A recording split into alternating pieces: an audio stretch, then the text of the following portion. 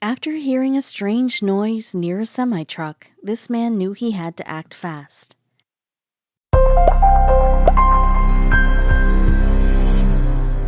For one Colorado man, it all started when he heard a strange and distressful noise coming from a nearby semi-truck.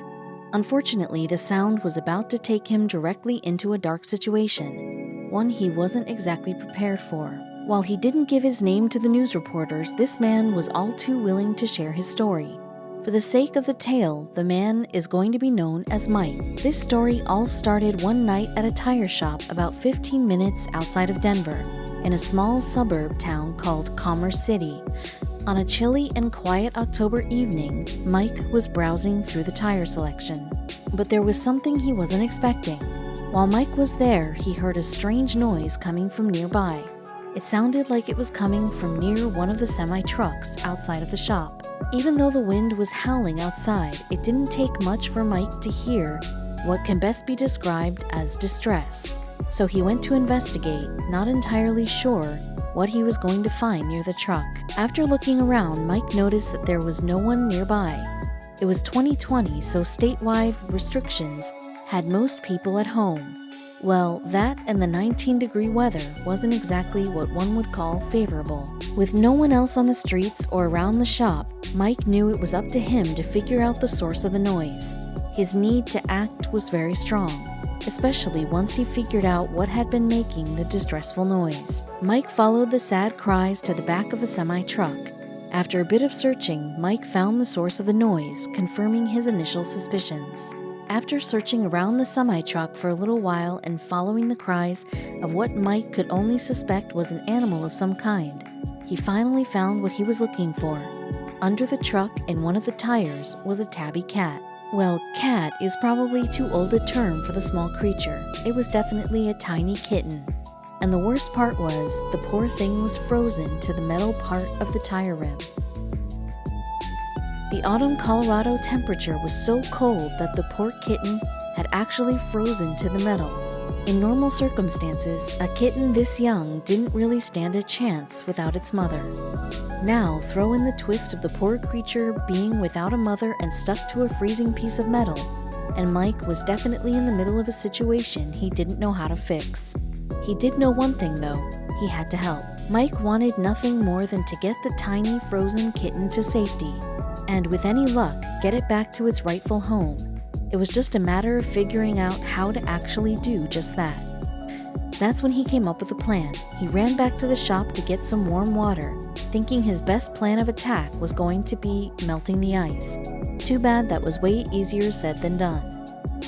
The thing with melting ice with warm water is that Mike had to be ridiculously careful not to burn the kitten. It was going to be an extremely delicate process, and Mike was all by himself. Not only did he have to get the kitten out of its dire situation without further injuring it, but he had to make sure the kitten didn't sprint away after being freed. Yeah, it was a difficult situation. With all four paws and its tail frozen to the metal tire rim, Mike knew he had to act quickly and yet very carefully so he didn't further injure the kitten, slowly and methodically thawing out the animal's paws one by dabbing warm water on the ice with a towel. Then, with another towel, he tried to keep the shivering kitten as warm as possible.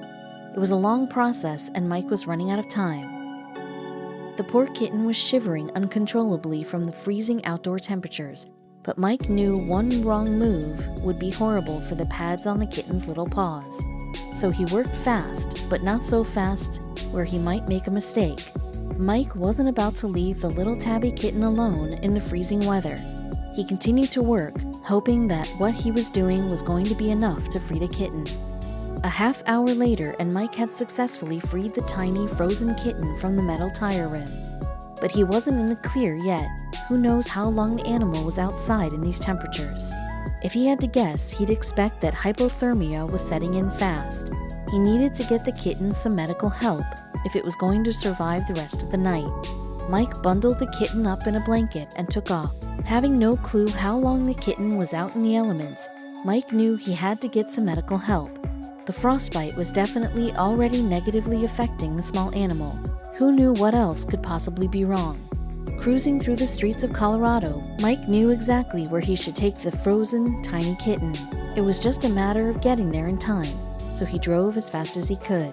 Mike brought the tiny kitten to a Denver-based animal shelter called the Dumb Friends League. There, Mike was certain the animal was going to get the help it needed to get healthy. Filled with volunteers who want nothing more than to shelter animals and help them thrive, Mike was sure there was someone inside who would be able to help his new friend. The Dumb Friends League has been known to perform some life-saving operations after all. Bringing the kitten inside, Mike had no choice but to leave it in the care of the professionals. Hopefully, they'd be able to get the cat to a healthy state once it stops shivering from the cold and shock of the near-death situation. The veterinary staff took their time, wanting to make sure they did everything in their power to get the tiny kitten back in tip-top shape. Unfortunately, it was going to take some time before it was back on its feet. Thankfully, things went smoothly once the kitten's intense shivering calmed down. The staff was able to run some tests. They showed that the only major health concern was actually the frostbite on the kitten's paws. Mike had saved the kitten just in time. If the tiny animal were outside in the elements for much longer, he probably wouldn't have survived. Mike was pretty much a hero, and the kitten was well on her way to recovery. After a thorough examination, the Dumb Friends League's veterinary staff determined that the tiny tabby was a solid 5 weeks old. It's a miracle he survived in the harsh winter conditions for as long as he did. Even so, he had to remain in the shelter under observation. In light of his temporary home, the staff named the tabby Xerxes. And while the tabby most definitely wasn't an 8-foot-tall Persian king, he was one tough cookie. Well, the tiny kitten definitely earned his name because within a few days, Xerxes was making remarkable strides. He was becoming more active, playful, and the frostbite on the bottom of his paws was all but a distant memory, or nightmare. But his journey wasn't quite over yet. Now it was up to Mike and the Dumb Friends League to find the stray a forever home. That's most definitely easier said than done. First, the shelter had to wait a few weeks for any sort of adoption. Xerxes was only 5 weeks, way too young to move out of a shelter and into the home of a new family. So he found himself in a temporary situation with around-the-clock care, something a newborn needs. The thing is, there was always someone who wanted to make sure he was getting the best care possible. While the frostbite on Xerxes' paws was all but healed, he was still very small and weak. Staying at the shelter was the right plan for the newborn. But once he turned 8 weeks old, the shelter volunteers knew Xerxes was ready to move into his forever home. The good news is that finding a family to adopt the tabby wasn't going to be an issue. The shelter knew the perfect candidate. When Xerxes was ready to move out of the shelter and into his forever home, he probably didn't expect to find himself back in the arms of his savior. Mike was keeping tabs on the tabby, making sure he was getting the treatment and attention he needed to make a full recovery. Pretty much, it was Mike's plan to adopt the kitten when he was back to full health. Now it was time to take the little guy home. All it took was one fateful day for Xerxes' life to be entirely changed. Mike didn't have to go looking for the animal crying in the freezing temperatures. But he did, and in doing so, the Dumb Friends League is fairly certain Mike saved the tabby's life. Mike is truly a special kind of hero. Now Xerxes has a forever home, one that he will be comfortable, warm, and most importantly, loved in. It was a day that would change Jim Passmore's life forever. It was a day that he'll never forget. It was a day that started like any other. He's a native of Broken Arrow, Oklahoma, and loves to take walks. It was a crisp March morning, and he did what he always did. Brings his dogs with him for a casual stroll through the forest, but it wasn't going to be like any other stroll. Jim loves nature, and he's lucky enough to have a lot of it in Broken Arrow. He's always been someone who can truly enjoy nature and all it has to offer. Rolling hills, crystal lakes, and some of the most beautiful vistas were everyday sights for these folks. There are very few things he loves more than wildlife and scenic walks, but his dogs are definitely on that list. He loves dogs more than anything. The trio, Jim and his 2 dogs, would frequent the same walking path regularly. However, Jim noticed something odd in the creek one day when he was taking a stroll. He got closer, but it was incredibly hard to see exactly what they were looking at. It looked like a log floating out in the water, but as he took a better look at it, he could see some hair. It looked like some type of animal had been trapped in the mud. Jim wasn't sure, so he got a little bit closer and he could see something struggling. It looked weak, but whatever it was had been stuck in the mud near the creek's bank. Jim usually walks around the creek for a half hour a day, but on this day he was going to be there a lot longer than that. As Jim approached the mystery sound, he noticed that his dogs began to act weird. These are two pups that have been acclimated to the area many times, so this was especially strange. The dogs began to growl a deep, visceral growl. His dogs wouldn't let him walk closer to the mound. They seemed to be protecting him from something, but he didn't know what. His dogs started retreating from the scene. He followed his intuition and pressed onward to figure out what was floating. First, he noticed an animal cage. Okay, that was weird, but it could help figure out what this animal was. Jim's first thought was that it was a beaver. That would make sense. I mean, beavers float in the water all the time. Surely it's just minding its own business and doing its own thing. But the cage made that claim seem odd. The cage looked like something you would transport animals in, so he peered inside to see if it could garner any information about what the cage could have housed. Maybe the beaver was using the cage as shelter, or maybe it was a few groundhogs using an abandoned cage as their home. The scenarios kept running through Jim's head, but that wasn't the case at all. What Jim saw sent shivers through his spine. There were feces all over the ground of the cage. Jim also found a blanket that was incredibly dirty and a weighted chain. This was the moment that Jim knew something wasn't right. Someone had purposely done this. Someone had chained an animal to this cage, and now it wasn't there. He saw a whole bunch of weird markings on the cage. There was a huge bite on the side of it. Oddly enough, a beaver came out of the woods and startled Jim. So he followed the beaver to the riverbed, and it finally came to a halt. He had no idea what he was doing, following the beaver, but he felt he needed to do it.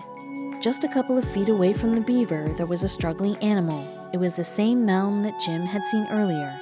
The dampness of the woods and the ground had become increasingly soft. Jim ventured forward and quickly saw that the animal was bigger than a beaver. It couldn't be a beaver. The large creature seemed to be stuck in the mud, and without thinking, Jim sprung into action. He had to help the poor critter out, but one thing kept playing in his mind. He still had no idea what this thing was. Whatever it was, Jim was certain that he was going to get it out. He couldn't bear to leave a struggling animal fighting for its life. Jim figured that if this was, in fact, a beaver, it would be incredibly territorial. While his gut feeling told him that it probably wasn't a giant beaver, he still needed to be aware of those teeth just in case it decided to get free and chomp him like a salad. Beavers usually bite humans when they have rabies too, so this whole situation could go from hero to zero very quick. Jim called over a few people to help him, and one of them ended up getting bit. They rushed him to the hospital, but the rest of the team ended up staying put to try to get this animal out of the mud. Jim had to come up with a plan to avoid being attacked again. Jim realized that he had to cover the animal's head. He had no idea how long it had been in the creek for, and it was surely alarmed by the number of people trying to get it out. It quickly calmed down after the jersey was placed over its head. I mean, not going to lie, I would be freaking out even more if my vision was suddenly gone, but not for the animal. Jim needed a plan that could hoist the animal out of the water. They tried to dig around it, but since the animal was half submerged in the mud, it was incredibly difficult. They needed a pulley system or some sort of crane. Unfortunately, there wasn't going to be a crane anytime soon, so they would have to go with the pulley. They quickly realized there was a flaw, though. The mystery animal was refusing to budge.